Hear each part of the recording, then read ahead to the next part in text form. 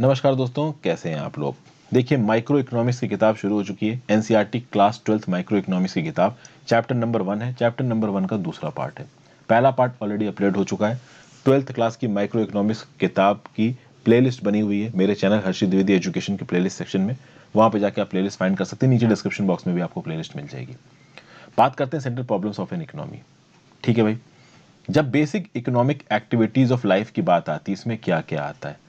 चीजों का प्रोडक्शन, चीज़ों को एक दूसरे के साथ एक्सचेंज करना, और फाइनली चीज़ों का कंजम्पशन। ये चीज़ क्या है यहाँ पे? ये है गुड्स और सर्विसेज। गुड्स टैंजिबल और services intangible. They are basically the basic economic activities of life. अब जब भी ये basic economic activities of life का प्रोडक्शन, एक्सचेंज, कंजम्पशन होता है तो कहीं ना कहीं रिसोर्सेज की स्कार्सिटी भी आती है। और जब रिसोर्सेज की स्कार्सिटी आती है तब प्रॉब्लम आती है चॉइस की। मतलब कि अगर आपके पास रिसोर्सेज बहुत ज्यादा क्वांटिटी में अवेलेबल नहीं है तो आपको एक चॉइस लेनी पड़ेगी कि आपको ये लेना है या आपको ये लेना है। The scarce resources of an economy have competing uses.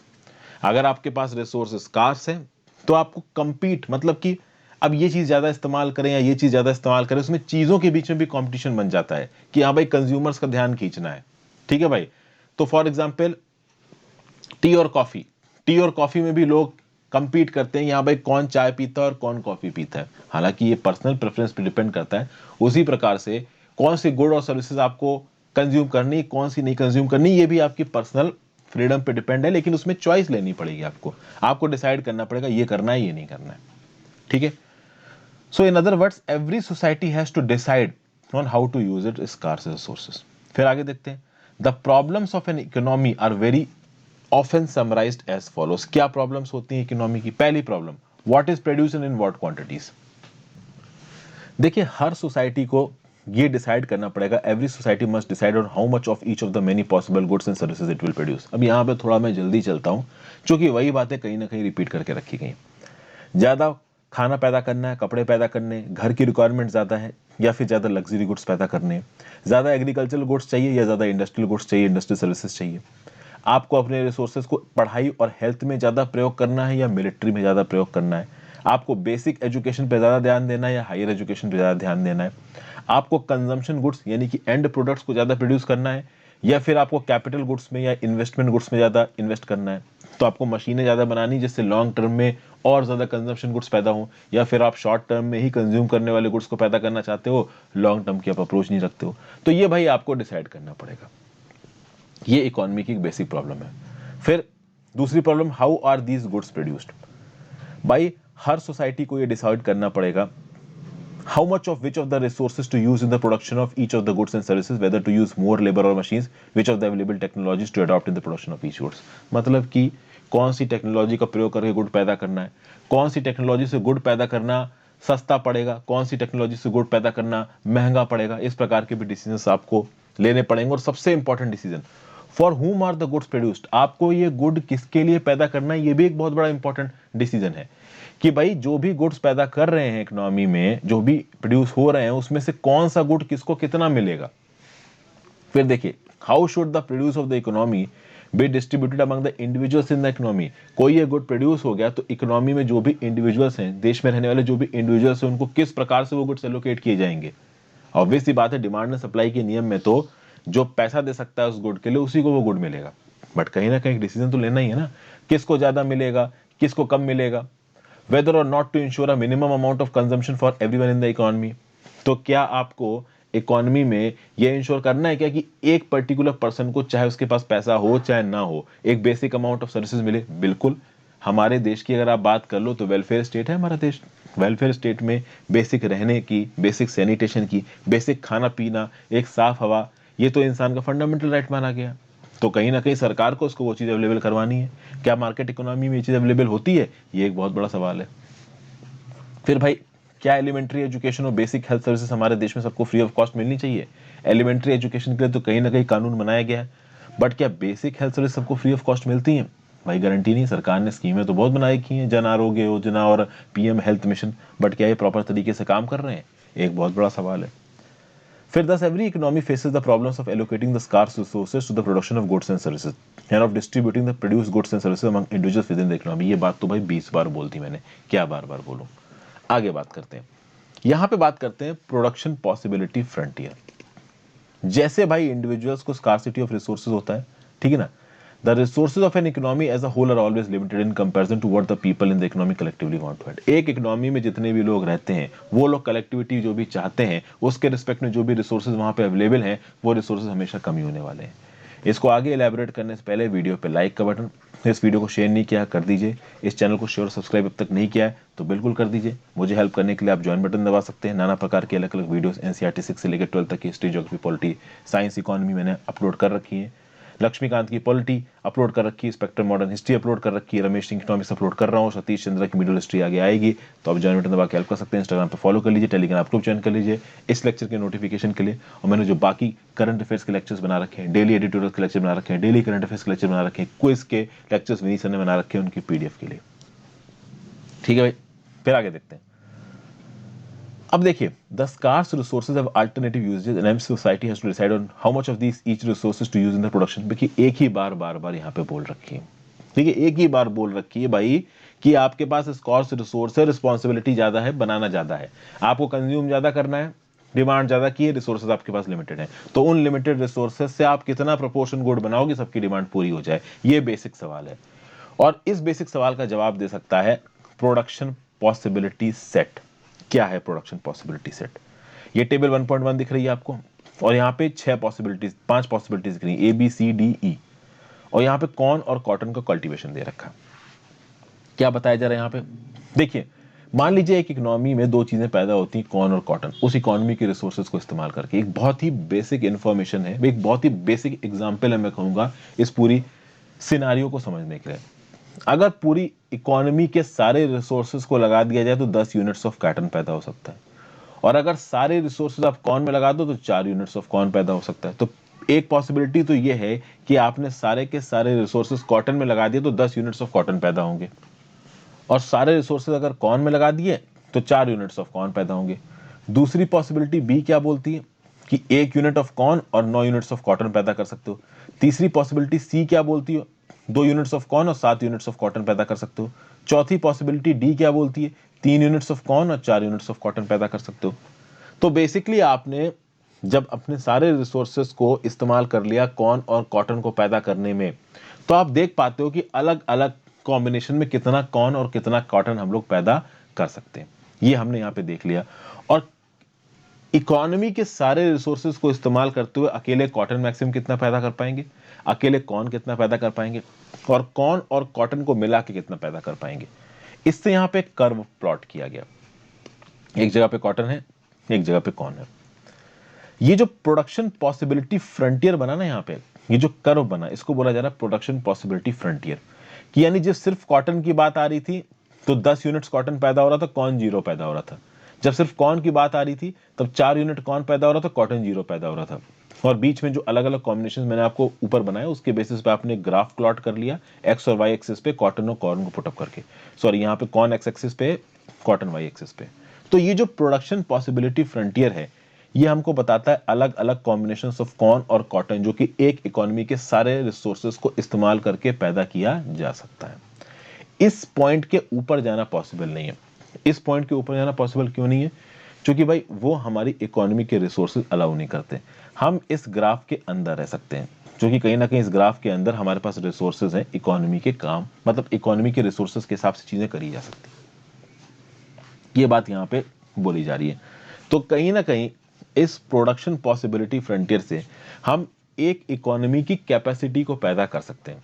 Basically इस लाइन के आगे की हमारी कैपेसिटी है ही नहीं, जो भी हमारी कैपेसिटी है वो लाइन के अंदर की है। देखिए क्या बोला जा रहा है, note that a point lying strictly below the production possibility frontier represents a combination of corn or cotton that will be produced when all or some of the resources are either underemployed or utilized in a wasteful fashion। तो मान लीजिए यहाँ पे कुछ एक point ऐसा मिलता है जहां पे कुछ यूनिट्स कॉर्न के, कुछ यूनिट्स कॉटन के, तो जो बाकी रिसोर्सेज हैं वो ऑब्वियस सी बात है किसी और चीज को बनाने में प्रोड्यूस किए गए थे। ये मैक्सिमम लाइन है कॉर्न और कॉटन को पैदा करने की। इसके अंदर कोई भी पॉइंट आप चुन लीजिए, वहां से आपको रेफरेंस मिल जाएगा कि कितना कॉर्न पैदा किया जा सकता है, कितना कॉटन पैदा किया जा सकता है, और उससे जो एक्स्ट्रा बचा वो किसी और चीज में आप लगा सकते हो।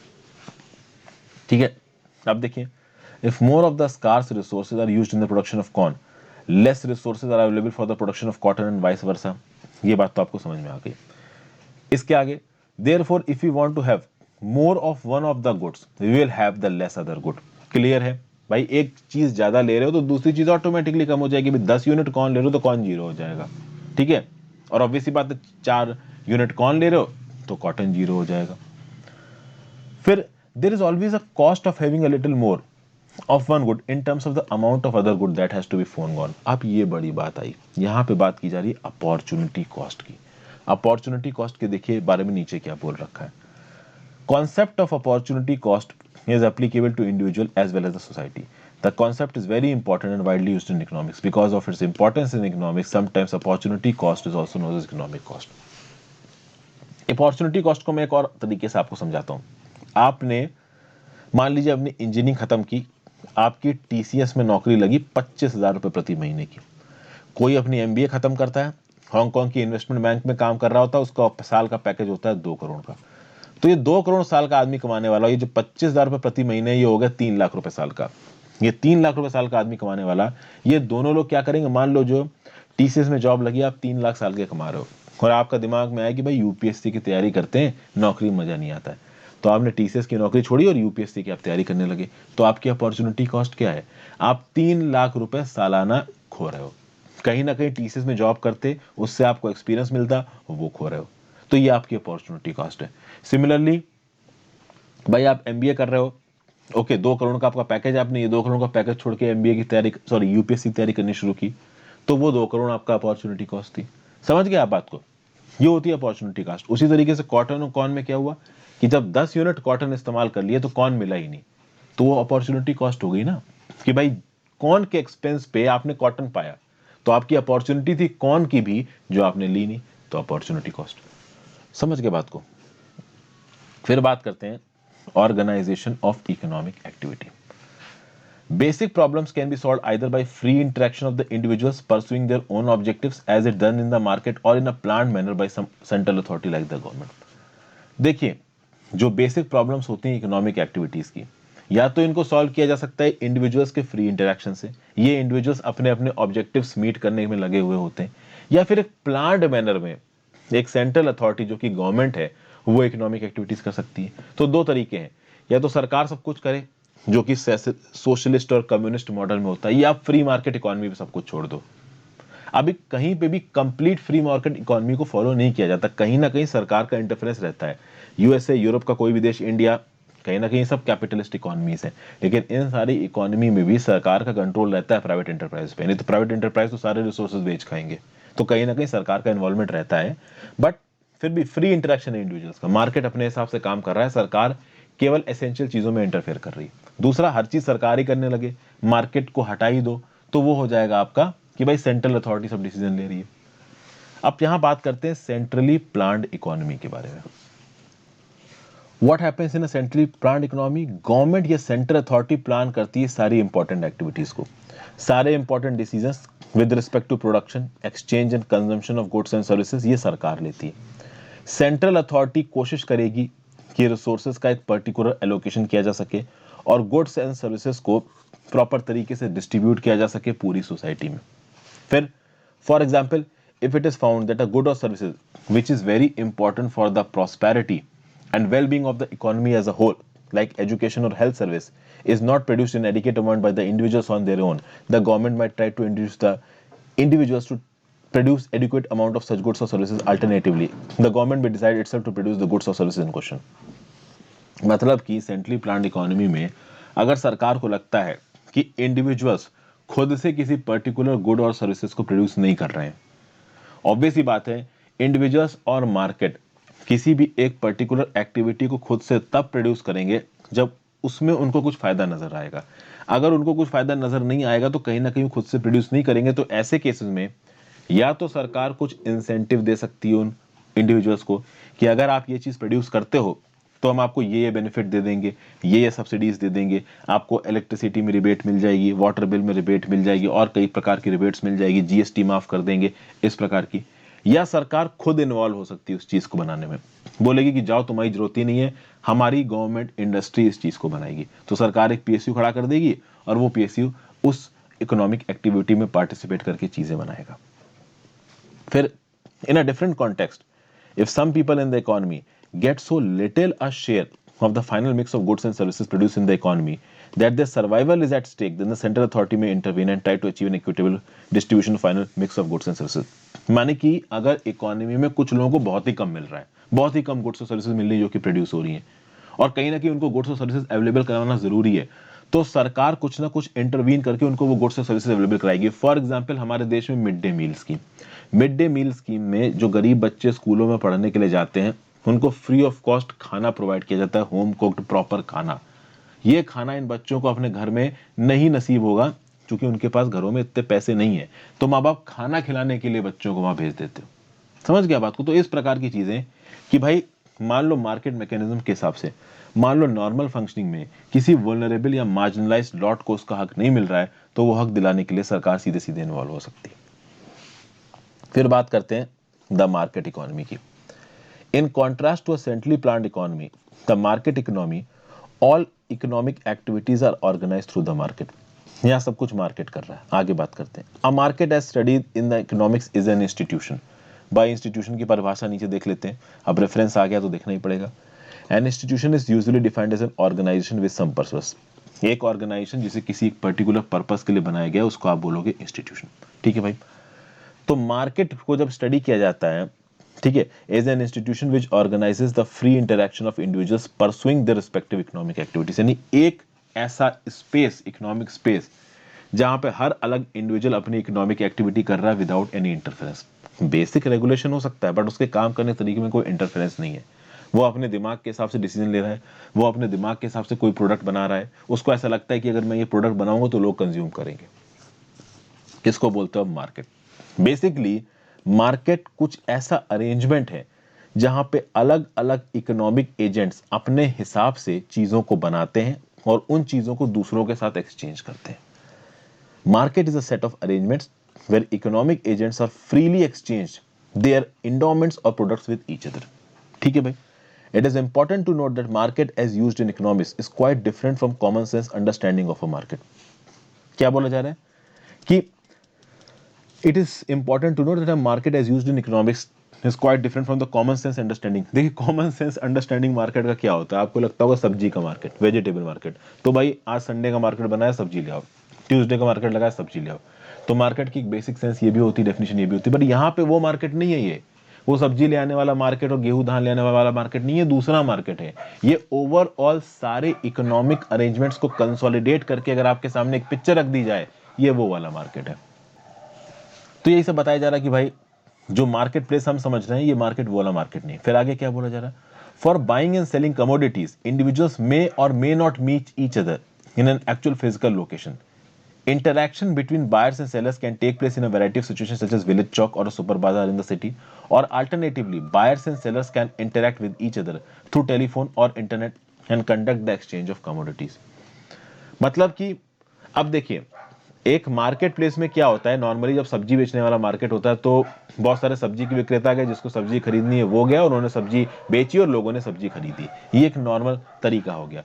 आज की डेट में जो मार्केट प्लेस हो गया है उसका जो मतलब है वो काफी इवॉल्व हो चुका है। अब आपको कोई चीज खरीदनी है ना तो फिजिकली कहीं जाने की जरूरत नहीं है, ठीक है ना। आप बिना वहां पे जाए भी चीजों को खरीद सकते हो, ठीक है। आप ऑनलाइन उसके ऑर्डर प्लेस कर सकते हो। ई मार्केट प्लेस का नाम सुना होगा, अमेजन, स्नैपडील, फ्लिपकार्ट जैसी वेबसाइट पे जाइए, ऑनलाइन ऑर्डर प्लेस कर दीजिए। और आज की डेट में तो ऑनलाइन ही सब खरीद रहे हैं, चीजें सस्ती मिलती हैं। तो बायर्स और सेलर्स किसी भी मीडियम से इंटरैक्ट करें, चाहे वो टेलीफोन से करें, इंटरनेट से करें, और वो चीजों को खरीद फरोख्त करें, तो वो भी मार्केट में आ जाता है, ठीक है। लेकिन ये वो मार्केट है जहां चीजें खरीदी बेची जा रही हैं। रियल मार्केट वो होता है जहां पे उन सारी कंडीशंस को मिला दिया जाए जिन कंडीशंस के हिसाब से लोग अपना पैसा इन्वेस्ट कर रहे हैं, नए बिजनेस को बना रहे हैं, वो नए बिजनेसेस चल रहे हैं कि नहीं चल रहे हैं, ये सब चीजें कंसोलिडेटेड तरीके से आप बोलो तो इकोनॉमिक्स वाला मार्केट आपको समझ में आ जाएगा। फिर अगर किसी भी एक मार्केट के सिस्टम की स्मूथ फंक्शनिंग या किसी भी इकोनॉमिक सिस्टम की स्मूथ फंक्शनिंग चाहिए, तो ये जरूरी है कि उस सिस्टम के जो अलग अलग सेग्रीगेटेड पार्ट्स हैं उन पार्ट्स के बीच में कोऑर्डिनेशन हो, उन पार्ट्स के बीच में सिंक्रोनाइजेशन, वो हैफाजर्ड वे में साइलोज में काम ना कर रहे हो। अगर वो साइलोज में काम कर रहे होंगे तो केओस हो सकता है। तो और ये चीज इंश्योर करना सरकार का काम है, ठीक है ना भाई। तो भाई अगर मान लो कि कोई फॉर एग्जांपल अभी कोई मार्केट प्लेस है, मार्केट प्लेस में मान लीजिए प्याज लिमिटेड है, प्याज की कुछ लोगों ने होर्डिंग कर दी, कुछ ट्रेडर्स ने होर्डिंग कर दी और प्याज के दाम मार्केट में बहुत ज्यादा बढ़ गए। अब यहां पे सरकार को इंटरफेयर करना पड़ेगा, सरकार को यह देखना पड़ेगा कि भाई जो भी चीज की मार्केट में डिमांड हो रही है, लोगों को खरीदना, जो भी चीज मार्केट में आ रही है उसका एक ऑप्टिमम बैलेंस होना जरूरी है, वो चीज प्रॉपर तरीके से लोगों के पास पहुंचनी जरूरी है। अगर बीच में कोई भी फैक्टर चेंज हो जाता है, डिमांड साइड या सप्लाई साइड, तो कहीं ना कहीं एक बड़ी प्रॉब्लम इकोनॉमी में पैदा हो सकती है, लोगों के सामने महंगाई आ सकती है, लोगों के लिए परेशानियां खड़ी हो सकती हैं। इसीलिए भाई इतने सारे जो इंडिविजुअल्स काम कर रहे हैं मार्केट के अंदर, जो मार्केट फैक्टर्स काम कर रहे हैं, उनके बीच में कोऑर्डिनेशन स्थापित करना बहुत ज्यादा जरूरी है, और यहां पे सरकार प्ले में आती है। फिर आगे और बातें बोला जा रहा है, you may wonder as to what are the forces which will bring the coordination between activities of millions of isolated individuals in a market system। यानी यहाँ पे मैंने आपको एक चीज बताई कि मार्केट सिस्टम में कोऑर्डिनेशन लाने की जिम्मेदारी है सरकार की। यहाँ पे एग्जैक्टली क्या लिखा है ये भी आपको बताता हूँ। In a market system all goods and services come with a price which is mutually agreed upon by buyers and sellers at which exchanges takes place. The price reflects on an average the society's valuation of the goods or service in the question. If the buyers demand more of a good, the price of that good will rise. The signals to the producer of that good that a society as a whole wants more of that good that is currently being produced, and the producers of that good in turn are likely to increase their production. In this way, prices of goods and services send important information to all individuals across the market and help achieve coordination in a market system. Thus, in a market system, the central problems regarding how much and what to produce are solved through the coordination of economic activities brought about by the price signals. सरकार के involvement के अलावा market system में जितना हो सकेगा सरकार interfere करने की कोशिश नहीं करेगी। जब तक सरकार इंटरफेयर नहीं करती तब तक ये कैसे इंश्योर किया जाएगा कि मार्केट सिस्टम कैसे काम करता है, इसको बहुत सिंपल तरीके से यहाँ समझाया गया। मार्केट में चीजों की खरीद फरोख्त होती है, एक्सचेंज होता है, बायर्स होते हैं, सेलर्स होते हैं। अब मान लीजिए एक गुड और सर्विस कोई एक पर्टिकुलर दाम पे बिक रहा है, तो ऑब्वियस सी बात है एक सोसाइटी में अगर कोई एक गुड या कोई एक सर्विस किसी एक पर्टिकुलर दाम पे बिक रही है, तो कहीं ना कहीं उस सोसाइटी ने फिक्स किया है कि उस पर्टिकुलर चीज का ये दाम है। अगर कल की डेट में बहुत सारे लोग उस चीज को खरीदने लगते हैं तो उस पर्टिकुलर चीज का दाम बढ़ जाएगा। जब उस पर्टिकुलर चीज का दाम बढ़ने लगेगा तो उस चीज को बनाने वाले जो मैन्युफैक्चरर्स हैं उनको पता चलेगा कि इस चीज का दाम बढ़ रहा है, मतलब इस चीज की डिमांड ज्यादा है। अगर इस चीज की डिमांड ज्यादा है तो इस चीज की ज्यादा पैदावार करो, एज सिंपल एज दैट। और जब उस चीज की ज्यादा पैदावार हो जाएगी तो ऑब्वियस सी बात है उस चीज के जो दाम है वो स्टेबलाइज होने लगेंगे। मतलब कि माइक्रो इकोनॉमी में किसी मार्केट में चीज के दाम कितने ज्यादा हैं कितने कम हैं ये प्राइस डिसाइड कर देगी, प्राइस का लेवल डिसाइड कर देगा। प्राइस का लेवल बढ़ रहा है मतलब चीज की डिमांड ज्यादा है तो उसको ज्यादा बनाने लगेंगे, सप्लाई जब बढ़ जाएगी चीज के दाम स्टेबलाइज हो जाएंगे। अब यहां पे ये एज्यूम किया जा रहा है कि सारे डिमांड साइड और सप्लाई साइड फैक्टर्स ईमानदारी से काम करें, प्रॉपर तरीके से काम करें। वो ऐसा होता नहीं है, इसलिए सरकार का रेगुलेशन मैंने बार बार बताया जरूरी होता है। फिर बात करते हैं, in reality all economies are mixed economies where some important decisions are taken by the government and the economic activities are by and large conducted through the market. The only difference in the terms of the extent of the role of the government in deciding the course of economic activities। मतलब कि आजकल ज्यादातर जो economies है वो mixed economies है जहां पे कुछ डिसीजंस गवर्नमेंट के द्वारा लिखे जाते हैं और कुछ डिसीजंस मार्केट के द्वारा लिए जाते हैं। डिफरेंस क्या है इसमें? डिफरेंस ये है कि किस हद तक सरकार उसमें इंटरफेयर करेगी। यूनाइटेड स्टेट्स ऑफ अमेरिका की सरकार कैपिटलिस्ट मॉडल है, उनकी मार्केट बेस्ड सिस्टम है, तो सरकार बहुत कम इंटरफेयर करती है। चाइना की बात करिए, सेंट्रली प्लान्ड इकोनॉमी है, तो चाइना की सरकार बहुत ज्यादा इंटरफेयर करती है। इंडिया जब इंडिपेंडेंस मिली, इंडिया को आज़ादी मिली, तब शुरुआती दौर में इकोनॉमिक प्लानिंग में सरकार का बहुत बड़ा रोल था और सरकार बहुत ज़्यादा इंटरफेरेंस करती थी। पिछले कुछ डिकेड्स में इंडिया में भी सरकार का जो इंटरफेरेंस है आपका इकोनॉमिक एक्टिविटीज़ में वो ना के बराबर हो गया है, बहुत कम हो गया।